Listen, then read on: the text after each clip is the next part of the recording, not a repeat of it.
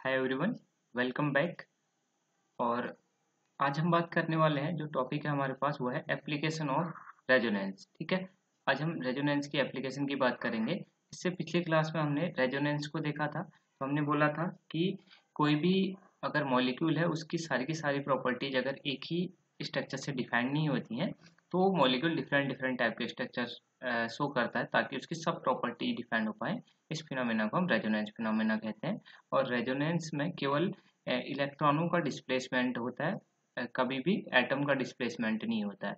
यानी कि mostly loan pair of electron या पाई बॉन्ड के इलेक्ट्रॉन डिस्प्लेस होते हैं, ना कि एटम डिस्प्लेस होंगे। ठीक है, तो ये सब चीज़ें हमने लास्ट क्लास में सीख ली थी, आज हम पढ़ने वाले हैं। अच्छा, एक चीज़ और देखा था हमने कि रेजोनेंस की कंडीशनें क्या क्या थी, वो इम्पोर्टेंट है। जैसे double bond, single bond, double bond, यहाँ पर रेजोनेंस हो सकता है, मतलब पाई इलेक्ट्रॉन एक जगह से दूसरी जगह डिस्प्लेस हो सकते हैं। Double bond, single bond, triple bond, या फिर पॉजिटिव या नेगेटिव चार्ज हमारे पास था, सिंगल बॉन्ड, डबल बॉन्ड, या फिर lone pair, single bond, double bond. ये सब कंडीशनें थी जहाँ पर रेजोनेंस हो सकता है और इलेक्ट्रॉन पेयर एक जगह से दूसरी जगह डिस्प्लेस होते हैं। इसी को डिलोकलाइजेशन ऑफ इलेक्ट्रॉन भी कहते हैं। अब इसका एप्लीकेशन वाला पार्ट है जहाँ पर हम क्वेश्चंस वगैरह जो आते हैं वो डिस्कस करेंगे। पहला जो क्वेश्चन है वो है, देखिए यहाँ पर, देखिए पहला क्वेश्चन क्या है कि ऑलवेज एलिफेटिक एमीन जो होते हैं वो मोर बेसिक होते हैं in compare to aromatic amine. मतलब जैसे अगर हमको एग्जाम्पल में दे दिया जाए कि बताओ इनमें से किसका बेसिक कैरेक्टर ज़्यादा होगा, एक ये एग्जाम्पल दे दिया जाए और एक हमको ये दे दिया जाए, एमीन की बेसिसिटी कंपेयर करने को बोले, तो कौन ज़्यादा बेसिक होगा? एलिफेटिक वाला, ये वाला ज़्यादा बेसिक होगा इन कंपेयर टू एरोमेटिक, यानी कि इसके कंपेयर में ये एलिफेटिक वाला ज़्यादा बेसिक होगा। अब देखिए इसका रीजन क्या हो सकता है। इसका रीजन जानने से पहले हमें ये पता होना चाहिए कि बेसिसिटी या बेस किसको बोलते हैं। तो बेस की अलग अलग डेफिनेशन होती है, यहाँ पर हम यूज करेंगे जो भी इलेक्ट्रॉन पेयर डोनर स्पीसीज होती है, जो भी इलेक्ट्रॉन पेयर डोनर स्पीसीज होती है वो बेस कहलाती है। तो जो जितना बेटर इलेक्ट्रॉन पेयर दे पाएगा उतना ही ज़्यादा उसकी बेसिसिटी होगी। तो अगर हम देखें एलिफेटिक और एरोमेटिक एमीन में, तो यहाँ पर अगर हम एलिफेटिक एमीन की बात करें तो NH2 पे लोन पेयर ऑफ इलेक्ट्रॉन है, और एरोमेटिक एमीन पे भी NH2 पे लोन पेयर ऑफ इलेक्ट्रॉन है। तो यहाँ पर क्या होगा, ये लोन पेयर ऑफ इलेक्ट्रॉन इसी नाइट्रोजन पे रह रहे हैं, कहीं डिलोकलाइज तो हो नहीं रहे। तो कोई भी इलेक्ट्रॉन पेयर एक्सेप्टर स्पीसीज आएगी, जैसे माना कोई एसिड टाइप का आया, जैसे माना किसी H+ आया, तो क्या होगा, ये आसानी से इलेक्ट्रॉन पेयर दे देगा। तो ये इसका मतलब ये अच्छा बेस कहलाएगा। अगर इसी के कंपेयर में हम एलोफेटिक एमीन की बात करें तो इसके NH2 के लोन पेयर एरोमेटिक रिंग के साथ डिलोकलाइज हो जा रहे हैं, जिस वजह से NH2 पे अवेलेबल रहेंगे नहीं। इस वजह से अगर H+ आएगा भी तो इस NH2 पर उतनी ज़्यादा इलेक्ट्रॉन डेंसिटी नहीं रहेगी, तो ये लेस डोनर होगा, ये कम दे पाएगा।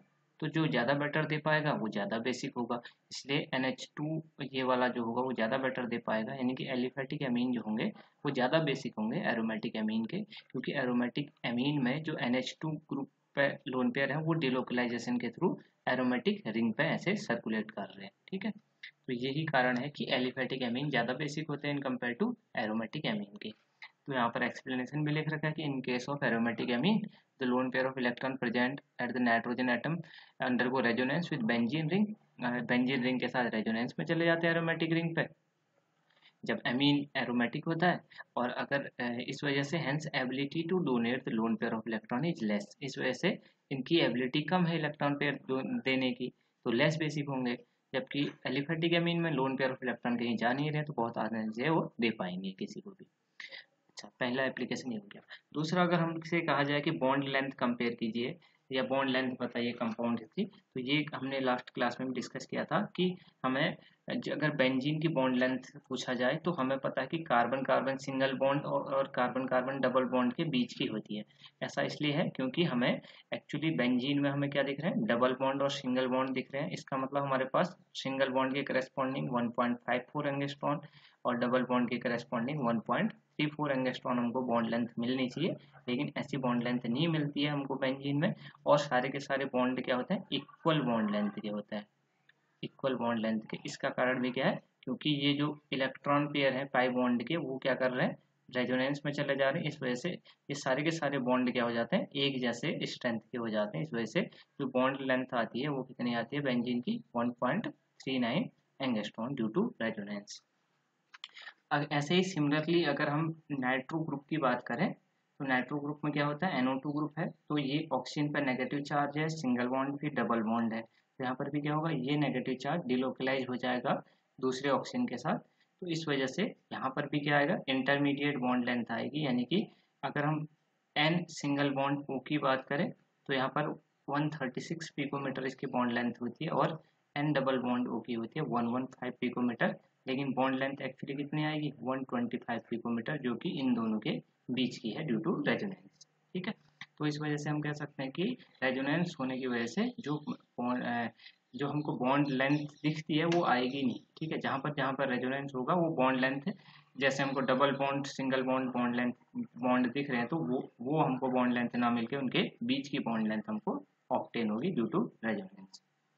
अब अगला पार्ट देखते हैं हम, बॉन्ड ऑर्डर, ये इतना इम्पोर्टेंट नहीं है। आगे देखते हैं रेजोनेंस एनर्जी। ठीक है, रेजोनेंस एनर्जी क्या होती है, ये इंपॉर्टेंट है, इससे क्वेश्चन आता है।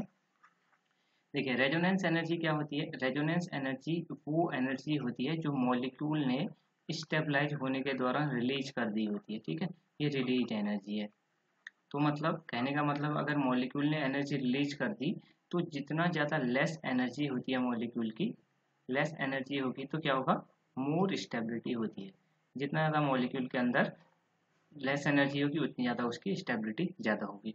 तो अगर माना हमारे पास मॉलिक्यूल ने माना 100 किलो जूल एनर्जी पहले थी, और उसमें से रेजोनेंस एनर्जी के फॉर्म में हमारा 50 किलो जूल एनर्जी इसकी क्या होगी, रिलीज होगी, तो अब बची कितनी, केवल 50 किलो जूल एनर्जी। तो रेजोनेंस एनर्जी है रिलीज हुई एनर्जी, मतलब सिस्टम रेजोनेंस एनर्जी जितनी ज़्यादा होगी उतना ज़्यादा सिस्टम स्टेबलाइज करेगा, क्योंकि वो एनर्जी रिलीज होने वाली एनर्जी है। तो अगर हम कहें कि रेजोनेंस एनर्जी जो होती है वो डायरेक्टली प्रोपोर्शनल होती है स्टेबिलिटी ऑफ कंपाउंड के, मतलब जितना ज़्यादा रेजोनेंस एनर्जी होगी उतना ही ज़्यादा मॉलिक्यूल स्टेबल होगा। तो जितना ज़्यादा मोर द रेजोनेंस स्ट्रक्चर उतना ही ज़्यादा रेजोनेंस एनर्जी होगी, उतना ही ज़्यादा स्टेबिलिटी होगी। कहने का मतलब ओवरऑल ये है, अगर किसी सिस्टम के अंदर ज़्यादा रेजोनेटिंग स्ट्रक्चर बन रहे हैं तो वो ज़्यादा स्टेबल होगा इन कंपेयर टू अगर कम स्ट्रक्चर बन रहे हैं मॉलिक्यूल के अंदर। अगर देखो एग्जाम्पल देख रहे हैं हम, यहाँ पर अगर कार्बोकेटाइन की बात करें, सी पॉजिटिव है यहाँ पर, ये देखो 1 2 और 3 एरोमेटिक रिंग के साथ डिलोकलाइज हो रहा है पॉजिटिव चार्ज, तो यहाँ पर क्या होगा, सबसे ज़्यादा मोस्ट रेजोनेटिंग स्ट्रक्चर होंगे यहाँ पर इन कंपेयर टू, यहाँ पर 1 और 2 रिंग पर पॉजिटिव चार्ज डिलोकलाइज हो रहा है या रेजोनेंस में जा रहा है, यहाँ पर केवल एक ही रिंग के साथ जा रहा है। तो सबसे ज़्यादा पॉजिटिव चार्ज जो डिस्ट्रीब्यूट हो रहा है वो इस पर हो रहा है, इस वजह से एक ही जगह पर लेस चार्ज रहेगा, एक ही पॉजिटिव चार्ज केवल कार्बन पर ही नहीं रहेगा, इस वजह से ये ज़्यादा स्टेबल होगा। ठीक है, जितना ज़्यादा रेजोनेटिंग स्ट्रक्चर बनेंगे उतना ज़्यादा मॉलिक्यूल की स्टेबिलिटी होती है। तो पहले में 3 रिंग के साथ रेजोनेटिंग स्ट्रक्चर बन रहे हैं, इस वजह से सबसे ज़्यादा स्टेबल, दूसरे वाले में थोड़ा सा कम स्टेबल, और थर्ड वाले की स्टेबिलिटी सबसे कम होगी। ऐसा इसलिए हो रहा है क्योंकि जितना ज़्यादा रेजोनेटिंग स्ट्रक्चर बनते हैं उतना ही ज़्यादा मॉलिक्यूल की स्टेबिलिटी होती है। तो number of resonating structure left to right बढ़ रहे हैं, इस वजह से रेजोनेंस एनर्जी भी बढ़ रही है और इस वजह से स्टेबिलिटी बढ़ रही है। कॉमन सी बात यह है कि मोर रेजोनेटिंग स्ट्रक्चर किसी भी कंपाउंड के, तो उतनी ही क्या होती है, उसकी मोर स्टेबिलिटी होती है। मतलब रेजोनेंस एक स्टेबलाइजिंग फैक्टर होता है, जितना ज़्यादा रेजोनेंस होगा उतना ज़्यादा स्टेबिलिटी होगी। तो यहाँ पर 3 रिंग के साथ रेजोनेंस हो रहा है तो ज़्यादा स्टेबिलिटी, यहाँ पर 2 के साथ हो रहा है तो कम, और यहाँ पर 1 के साथ हो रहा है तो वो भी सबसे कम हो जाएगी। जैसे यहाँ पर अगला एग्जाम्पल देखें, तो यहाँ पर नेगेटिव चार्ज देखिए पूरी रिंग के साथ डिलोकलाइज हो रहा है, तो यहाँ पर से हमको अगर हम रेजोनेटिंग स्ट्रक्चर बनाएंगे तो 5 रेजोनेटिंग स्ट्रक्चर बनेंगे। इसी के कंपेयर में अगर CH2 double bond CH single bond CH2, हालांकि यहाँ पर भी negative charge single bond double bond है तो यहाँ पर भी रेजोनेंस हो रहा है, लेकिन केवल यहाँ पर 2 ही रेजोनेटिंग स्ट्रक्चर बनेंगे। इस वजह से जहाँ पर ज़्यादा रेजोनेटिंग स्ट्रक्चर बन रहे हैं वो ज़्यादा स्टेबल होगा, यानी कि पहला वाला स्ट्रक्चर ज़्यादा स्टेबल होगा। ठीक है, ये वाला मोर स्टेबल है। ठीक है, अच्छा अब आगे देखते हैं हम, आगे एप्लीकेशन है देखिए, reactivity of OH bond in alcohol. तो OH ग्रुप की रिएक्टिविटी एल्कोहल में, यानी कि एरोमेटिक एल्कोहल और एलिफेटिक एल्कोहल है, तो उसमें कैसी रिएक्टिविटी एल्कोहल शो करता है। जैसे हमें एग्जाम में अगर ये दिए दी जाए कि ये हमारे पास OH ग्रुप है, यहाँ पर भी लगा है, और एक बार हमारे पास CH2 OH यहाँ पर भी लगा है, तो कौन सा OH ग्रुप आसानी से यहाँ से डिस्प्लेस हो पाएगा, CH3 CH2 OH। तो यहाँ पर कभी भी एरोमेटिक रिंग पे अगर कोई लोन पेयर कंटेनिंग ग्रुप लगा रहता है तो ये डायरेक्टली कभी भी डिस्प्लेस नहीं होता है। अगर एलिफेटिक पर लगा है तो ये आसानी से डिस्प्लेस हो सकता है। अब देखिए इसका कारण क्या होता है, ये बहुत इंपॉर्टेंट पॉइंट है। कहीं पर भी किसी भी एरोमेटिक रिंग पे लाइक बेंजीन पे कोई भी ग्रुप लगा हो इलेक्ट्रॉन डोनेटिंग, जैसे NH2 लगा हो, OH लगा हो, कोई हेलोजन लगा हो, तो ये आसानी से डिस्प्लेस नहीं होते हैं। इसका कारण क्या होता है, इसका कारण ये है कि जो OH ग्रुप है इसके लोन पेयर जो हो रहे हैं वो क्या हो रहे हैं, रिंग के साथ डिलोकलाइज हो रहे हैं। इस वजह से यहाँ पर क्या होता है, partial double bond character generate हो जा रहा है। इस वजह से ये बॉन्ड इजीली ब्रेकेबल नहीं होता, आसानी से नहीं टूटता है, क्योंकि हमें पता है कि सिंगल बॉन्ड के कंपेयर में क्या होता है, डबल बॉन्ड की स्ट्रेंथ ज़्यादा होती है। ठीक है, इस वजह से दो लकड़ियों को तोड़ना मुश्किल है इन कंपेयर टू सिंगल लकड़ी के। इस वजह से क्या होगा, इस वजह से हमारा जो एरोमेटिक रिंग पे OH होगा वो कभी भी आसानी से ब्रेकेबल नहीं होता ये बॉन्ड इन कंपेयर टू। यहाँ पर क्या है, यहाँ पर कोई भी रेजोनेंस नहीं है एलिफेटिक एलिफेटिक अल्कोहल के केस में, केवल सिंगल बॉन्ड कैरेक्टर, इस वजह से ये आसानी से ब्रेक हो सकता है। तो यहाँ पर अगर हमारे पास एग्जाम में क्वेश्चन आता है कि कौन सा बॉन्ड इजीली ब्रेक हो जाएगा या रिएक्शन कराने को देता है, तो ये वाला OH कभी भी आसानी से ब्रेक नहीं होगा और ये वाला आसानी से हो जाएगा। सिमिलरली अगर हम हेलो एरीन की बात करें तो यहाँ पर भी सेम कॉन्सेप्ट के कारण ये वाला क्लोरीन भी आसानी से रिप्लेस कभी नहीं होगा, ये बॉन्ड कभी नहीं टूटेगा, ये वाला इजीली ब्रेक हो जाएगा। अब यहाँ पर अगर हम देखें तो CH2 double bond CH single bond CH है, तो ये वाला बॉन्ड भी ब्रेक नहीं होगा आसानी से, क्योंकि यहाँ पर भी lone pair single bond double bond होने की वजह से रेजोनेंस की वजह से यहाँ पर भी पार्शियल डबल बॉन्ड कैरेक्टर होगा। इस वजह से यहाँ पर भी Cl आसानी से रिप्लेस नहीं हो पाएगा। अगला एप्लीकेशन है, ये भी काफ़ी इंपॉर्टेंट एप्लीकेशन है, एसिडिक नेचर ऑफ एसिड्स। ठीक है, किसी भी एसिड का एसिडिक नेचर देखना है तो हम कैसे रेजोनेंस की हेल्प से उसका एसिडिक कैरेक्टर देख सकते हैं। इस टाइप के क्वेश्चन एग्जाम में बहुत पूछे जाते हैं। जैसे अगर हमसे बोला जाए कि बताइए, एक हमारे पास ये कंपाउंड है CH3COOH और एक हमारे पास है CH3CH2OH। तो यहाँ पर अगर हमसे पूछा जाए कि किसका एसिडिक कैरेक्टर ज़्यादा होगा, तो यहाँ पर क्या होता है, हमें इसका एसिडिक कैरेक्टर चेक करने के लिए हमें क्या होता है, एक रूल होता है, acidity is directly proportional to stability of conjugate base. तो हम क्या करते हैं, किसी भी कंपाउंड का कंजुगेट बेस बनाते हैं और चेक करते हैं कि उसका कंजुगेट बेस स्टेबल है या नहीं। अगर स्टेबल है तो वो क्या होगा, अच्छा एसिड माना जाता है। जैसे अगर कंजुगेट बेस की बात करूं तो देखिए कैसे कंजुगेट बेस बोलते हैं। अगर H2O है, इसमें से अगर मैं एक हाइड्रोजन बाहर निकाल देता हूं तो इससे क्या बनेगा, OH माइनस। ये क्या कहलाता है, इसका कंजुगेट बेस। किसी भी कंपाउंड में से एक H प्लस बाहर निकालने से जो स्पीसीज बनती है वो उसका कंजुगेट बेस कहलाती है, और एक H प्लस को जोड़ दें तो ये H3O पॉजिटिव बन जाएगा, ये क्या कहलाता है, इसका कंजुगेट एसिड। ठीक है, अभी हमें यहाँ पर कंजुगेट बेस की बात करनी है। तो हम क्या करते हैं, एसिड क्या होता है, जैसे हमारे पास कोई भी एसिड है CH3COH, तो क्या होता है, वो H प्लस डोनेट करते हैं। ठीक है, तो क्या बन जाएगा, CH3COO माइनस और H प्लस। जैसे हमें अगर कार्बोक्सिलिक एसिड की बात करूं तो ये हमारे पास ऐसे बन जाएगा। अब देखिए यहाँ पर कार्बोक्सिलिक एसिड का एसिडिक कैरेक्टर अल्कोहल से ज़्यादा क्यों होता है, क्योंकि यहाँ पर जो कंजुगेट बेस बन रहा है इसका H प्लस निकालने के बाद ये नेगेटिव चार्ज स्टेबलाइज हो रहा है ड्यू टू रेजोनेंस। इस वजह से कार्बोक्सिलिक एसिड ज़्यादा एसिडिक होते हैं। जबकि अगर अल्कोहल का कंजुगेट बेस बनाऊँ मैं CH3CH2OH, इससे क्या बनेगा, CH3CH2O माइनस। तो ये रेजोनेंस के थ्रू स्टेबलाइज हो नहीं रहा है। ठीक है, इस वजह से ये अल्कोहल लेस एसिडिक होगा in compare to carboxylic acid के। ठीक है, तो जिसका जितना ज़्यादा स्टेबल कंजुगेट बेस उतना ज़्यादा उसकी एसिडिटी। अब हम बात करते हैं कि अगर हमारे पास किसी एरोमेटिक रिंग पे कोई अलग अलग ग्रुप लगा है, जैसे यहाँ पर क्लोरीन लगाया है, ब्रोमीन लगाया है और आयोडीन लगाया है, तो यहाँ पर कौन सा ग्रुप बहुत आसानी से निकल सकता है। आयोडीन निकाल, वैसे तो ये बहुत आसानी से निकलेंगे नहीं, या किसने बेटर ओवरलैपिंग की है ये हम देखना चाह रहे हैं। ठीक है, तो देखिए यहाँ पर कार्बन जो होता है, कार्बन का 2p ऑर्बिटल ओवरलैपिंग करता है, और यहाँ पर भी 2p है, और कार्बन का तो 2p ऑर्बिटल ही होगा। तो देखिए जहाँ पर बेटर ओवरलैपिंग होती है 2p सबसे बढ़िया ओवरलैप करता है, क्योंकि सेम साइज के ऑर्बिटल होते हैं। 2p 3p उससे कम करता है, 2p 4p उससे कम करता है, और 2p 5p उससे कम करेगा।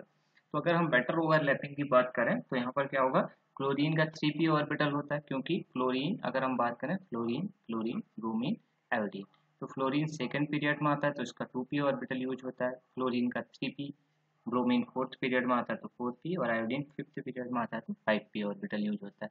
इस वजह से जहाँ पर 2p 3p ओवरलैपिंग होगी क्लोरीन और कार्बन के केस में, तो ये बेटर ओवरलैपिंग है इन कंपेयर टू ब्रोमीन के 4p ऑर्बिटल से, इन कंपेयर टू आयोडीन के 5p ऑर्बिटल से।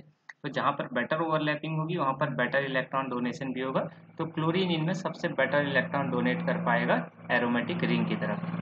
ठीक है, तो अगर एरोमेटिक रिंग पर इलेक्ट्रॉन डेंसिटी की बात करेंगे तो सबसे ज़्यादा इलेक्ट्रॉन डेंसिटी क्लोरीन के केस में आएगी। ऐसे ही अगर हम बात करें, अगर हमारे पास NH2 ग्रुप दिया हो कहीं पर और OH ग्रुप दिया हो और क्लोरीन ग्रुप दिया हो, यहाँ पर NH2 और OH किस पीरियड के एलिमेंट है, सेकेंड पीरियड के एलिमेंट, इसकी वजह से इसका 2p ऑर्बिटल और कार्बन का 2p ऑर्बिटल ओवरलैप कर रहे होंगे। ऐसे ही OH का भी 2p और कार्बन का 2p, जबकि क्लोरीन का 3p ऑर्बिटल ओवरलैप कर रहा होगा। इस वजह से क्लोरीन बेटर डोनर नहीं है, जबकि NH2 और OH बेटर डोनर है। तो नाइट्रोजन ऑक्सीजन से ज़्यादा बेटर डोनर होता है। इसका कारण है कि नाइट्रोजन की इलेक्ट्रोनेगेटिविटी क्या होती है, कम होती है ऑक्सीजन के कंपेयर में।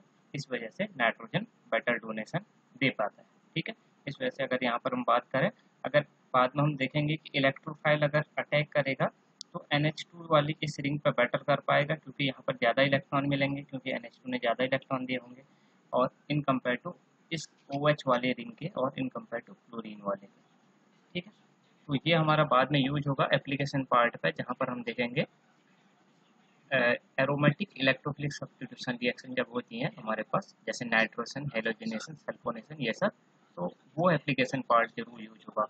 तो NH2 ग्रुप अगर लगा होगा तो वो ज़्यादा बेटर डोनेट कर पाएगा इन कंपेयर टू OH के, क्योंकि नाइट्रोजन की इलेक्ट्रोनिगेटिविटी क्या है, कम है। ठीक है, इस वजह से ज़्यादा इलेक्ट्रॉन देगा रिंग की तरफ। तो रिंग पर जब भी इलेक्ट्रोफाइल आएगा तो वो बहुत आसानी से जुड़ेगा उस पर। तो ये एप्लीकेशन पार्ट यहाँ पर कंप्लीट होता है रेजोनेंस का। इसको एक बार अच्छे से वॉच कीजिए, और इसका आगे एप्लीकेशन होगा तो आगे भी इन चीज़ों को यूज करेंगे हम, हर जगह पे इसका यूज करके हम क्वेश्चन को सॉल्व करेंगे। अब हम अपना नेक्स्ट टॉपिक देखते हैं, जिसको बोलते हैं हम इलेक्ट्रॉनिक इफेक्ट। ठीक है, अब अगला जो टॉपिक है वो क्या है, इलेक्ट्रॉनिक इफेक्ट। ठीक है, अब देखिए इलेक्ट्रॉनिक इफेक्ट के अंदर जो इफेक्ट आते हैं वो आते हैं कौन से, इंडक्टिव इफेक्ट, मीजोमेरिक इफेक्ट। ठीक है, इसके अलावा ये हमारा inductive effect, mesomeric effect, electromeric effect और हाइपर कंजुगेशन इफेक्ट। ठीक है, तो पहली बात, इलेक्ट्रॉनिक इफेक्ट को हम पढ़ते क्यों हैं, जैसा कि हमने रेजोनेंस को पढ़ा था, तो रेजोनेंस के एप्लीकेशन क्या क्या थे, कंपाउंड की स्टेबिलिटी बताना, एसिडिटी बताना, बेसिसिटी बताना, ये सब उसके एप्लीकेशन थे। ऐसे इलेक्ट्रॉनिक इफेक्ट का भी यूज होता है बहुत सारी स्पीसीज की स्टेबिलिटी को दिखाने के लिए, एसिडिटी को बताने के लिए। तो जितने भी जनरल ऑर्गेनिक केमिस्ट्री में ये टॉपिक्स चल रहे हैं, इनका यूज होगा हमारा कंपाउंड की एसिडिटी कंपेयर करने वाले क्वेश्चन जो आते हैं, या फिर स्टेबिलिटी, कार्बोकेटाइन की स्टेबिलिटी, कार्बेनाइन की स्टेबिलिटी, या फिर इस टाइप के जो भी क्वेश्चन होते हैं वहाँ पर हम इनका यूज करेंगे। तो इलेक्ट्रॉनिक इफेक्ट होते क्या हैं, ऐसे इफेक्ट होते हैं जो all effect which produced by the displacement of electron with in the molecule. मतलब किसी मॉलिक्यूल के अंदर इलेक्ट्रॉन डिस्प्लेस होने की वजह से जो भी इफेक्ट जनरेट होते हैं वो क्या कहलाता है, इलेक्ट्रॉनिक इफेक्ट। जैसे हमने रेजोनेंस देखा था, तो रेजोनेंस में भी क्या हो रहा था, इलेक्ट्रॉन पेयर एक जगह से दूसरी जगह डिस्प्लेस हो रहे थे, तो वो भी क्या कहलाएगा, एक इलेक्ट्रॉनिक इफेक्ट ही कहलाएगा। ठीक है, नाम से ही है इलेक्ट्रॉनिक इफेक्ट, मतलब इलेक्ट्रॉनों के एक जगह से दूसरी जगह डिस्प्लेस होने की वजह से जो भी इफेक्ट जनरेट होता है। अब देखिए, या तो हो सकता है कि सिंगल बॉन्ड के इलेक्ट्रॉन डिस्प्लेस होते हैं, या फिर डबल बॉन्ड के इलेक्ट्रॉन डिस्प्लेस होते हैं। तो जो भी कोवलेंट बॉन्ड के इलेक्ट्रॉन डिस्प्लेस होंगे वो या तो होता है electronic effect in the covalent bond में अकर इधर due to presence of atom और ग्रुप ऑफ डिफरेंट इलेक्ट्रोनेगेटिविटी। कहने का मतलब है कि जैसे माना हमारे पास एक CH3 CH2 Cl था, तो यहाँ पर कार्बन और क्लोरीन की इलेक्ट्रोनेगेटिविटी में क्लोरीन की इलेक्ट्रोनेगेटिविटी ज़्यादा है, इस वजह से अपनी तरफ को इलेक्ट्रॉनों को खींचता है, तो इस टाइप का इफेक्ट जनरेट होता है। तो वो भी इलेक्ट्रॉनिक इफेक्ट है। या फिर जैसे हमारे पास है CH2 double bond CH, C double bond OH, तो यहाँ पर double bond, single bond, double bond, तो यहाँ पर ऑक्सीजन में पाई बॉन्ड के इलेक्ट्रॉन शिफ्ट हो रहे हैं, लेकिन ये क्या हो रहा है, ये भी क्या है, एक इलेक्ट्रॉनिक इफेक्ट है। अगर कोई आउटसाइड से अटैक करता है कोई रिएजेंट, जैसे CH3 C double bond OH, इस पर अगर कोई साइनाइड नेगेटिव आयन अटैक करे तो यहाँ पर भी इलेक्ट्रॉन डिस्प्लेस होते हैं। तो ये सारे के सारे अलग अलग टाइप के इफेक्ट होते हैं। जैसे अगर इलेक्ट्रोनिगेटिविटी डिफरेंस की वजह से होता है तो हम उसको इंडक्टिव इफेक्ट बोलते हैं, या रेजोनेंस की वजह से होता है तो रेजोनेंस इफेक्ट बोलते हैं, या फिर अगर अटैकिंग स्पीसीज की वजह से होता है तो उसको हम इलेक्ट्रोमैग्नेटिक इफेक्ट कहते हैं। ये चीज़ें धीरे धीरे समझ में आएंगी जब हम पर्टिकुलर एक एक इफेक्ट को पढ़ेंगे। तो अभी फिलहाल इलेक्ट्रॉनिक इफेक्ट वो इफेक्ट हैं जो क्या हो रहे हैं, डिस्प्लेसमेंट ऑफ इलेक्ट्रॉन अगर हमारे मॉलिक्यूल के अंदर होता है तो किसी भी कोवलेंट कंपाउंड के अंदर, तो वो सारे के सारे इफेक्ट इलेक्ट्रॉनिक इफेक्ट कहलाते हैं। या तो ये इलेक्ट्रोनिगेटिविटी डिफरेंस की वजह से हो सकता है, या फिर किस वजह से होता है, अटैकिंग रिएजेंट की वजह से भी हो सकता है। ठीक है, तो अब इसके टाइप देख लेते हैं। हमारे पास जो इलेक्ट्रॉनिक इफेक्ट जो होते हैं वो चार टाइप के होते हैं। एक होता है इंडक्टिव इफेक्ट, ये एक परमानेंट इफेक्ट होता है। परमानेंट क्यों होता है अभी हम देखेंगे जब हम इसको स्पेशली पढ़ेंगे। दूसरा होता है मेसोमेरिक इफेक्ट, थर्ड होता है इलेक्ट्रोमेरिक इफेक्ट, और फोर्थ होता है हाइपर कंजुगेशन इफेक्ट। अब देखिए ये जितने भी टाइप के इफेक्ट हैं, इन इफेक्ट का यूज करेंगे हम किस चीज़ के लिए, कंपाउंड में कहाँ पर रिएक्शन होगी, या कहाँ पर एसिडिटी कैसी होगी किसी कंपाउंड की, बेसिसिटी कैसी होगी, तो जो इंटरमीडिएट्स बनते हैं उनकी स्टेबिलिटी कैसे होगी, ये सब चीज़ें हम यहाँ पर से एप्लीकेशन देखेंगे जो कि जनरल ऑर्गेनिक केमिस्ट्री की चीज़ें होती हैं। ठीक है, अब देखिए इंडक्टिव इफेक्ट जो होता है वो कैसा होता है, परमानेंट इफेक्ट होता है। परमानेंट इफेक्ट वो इफेक्ट होते हैं जो बिना किसी बाहर वाले अटैकिंग रिएजेंट की प्रेजेंस के होते हैं। ठीक है, जैसे अगर मैं इंडक्टिव इफेक्ट को बताऊं, जैसे माना मेरे पास है CH3 CH2 CH2 Cl, तो इंडक्टिव इफेक्ट में क्या होता है, ये क्लोरीन की इलेक्ट्रोनिगेटिविटी ज़्यादा है, इस वजह से क्या करता है, बॉन्ड के इलेक्ट्रॉनों को अपनी तरफ खींचता है। ठीक है, तो इस वजह से क्या होता है, इस कार्बन पे इलेक्ट्रॉन की कमी हो जाती है, इस वजह से इस पर क्या आ जाता है, पार्शियल पॉजिटिव चार्ज, और क्लोरीन ने अपनी तरफ इलेक्ट्रॉन खींचा, इस वजह से इस पर पार्शियल नेगेटिव चार्ज आ जाता है। तो ये जो इलेक्ट्रोनिगेटिविटी डिफरेंस की वजह से जो भी इफेक्ट जनरेट होता है वो इंडक्टिव इफेक्ट के अंदर आता है। इस वजह से क्या होगा, यहाँ पर सबसे ज़्यादा जो पॉजिटिव चार्ज डेवलप हो रहा होगा वो यहाँ पर हो रहा होगा, उससे कम कहाँ पर हो रहा होगा, बगल वाले कार्बन पे, और सबसे कम कहाँ पर हो रहा होगा, यहाँ पर। तो इंडक्टिव इफेक्ट जो होता है डिस्टेंस डिपेंडेंट प्रॉपर्टी होती है। जितना ज़्यादा मतलब अगर क्लोरीन सबसे पास किस कार्बन के लगा है तो ये सबसे ज़्यादा इलेक्ट्रॉन यहाँ पर से खींचेगा, और इससे थोड़ा कम खींच पाएगा, और इससे सबसे कम खींच पाएगा। तो यहाँ पर हमारे पास इंडक्टिव इफेक्ट परमानेंट इफेक्ट इसलिए है क्योंकि यहाँ पर बिना रिएजेंट के अटैक के ये शो हो रहा है। ठीक है, मतलब ऑलरेडी ये मॉलिक्यूल हमारे पास है, तो बिना अटैकिंग रिएजेंट की प्रेजेंस के परमानेंटली ये मॉलिक्यूल के अंदर पहले से ही है। जबकि मीजोमेरिक इफेक्ट, रेजोनेंस इफेक्ट, या जो भी ये इफेक्ट होते हैं, ये सॉरी यहाँ पर रेजोनेंस इफेक्ट जो है वो कैसा है, वो भी एक परमानेंट इफेक्ट है, जबकि इलेक्ट्रोमैग्नेटिक इफेक्ट जो होता है वो टेम्पररी इफेक्ट होता है। ठीक है, तो ये, और लास्ट में हाइपर कंजुगेशन इफेक्ट देखेंगे। ये इफेक्ट हम नेक्स्ट क्लास में कंप्लीट कर लेंगे, और उसके बाद हम इसके जो भी एप्लीकेशन पार्ट होंगे या जो भी क्वेश्चन बेस्ड होंगे इस पर, वो हम फिर बाद में कर लेंगे। ठीक है, तो आज की क्लास में इतना ही करते हैं। अब हम आगे की क्लास में जो जितने भी ये टाइप के इफेक्ट है इनको डिस्कस करेंगे, और इससे जो भी क्वेश्चन बन पाएंगे वो क्वेश्चन हम नेक्स्ट क्लास में करेंगे।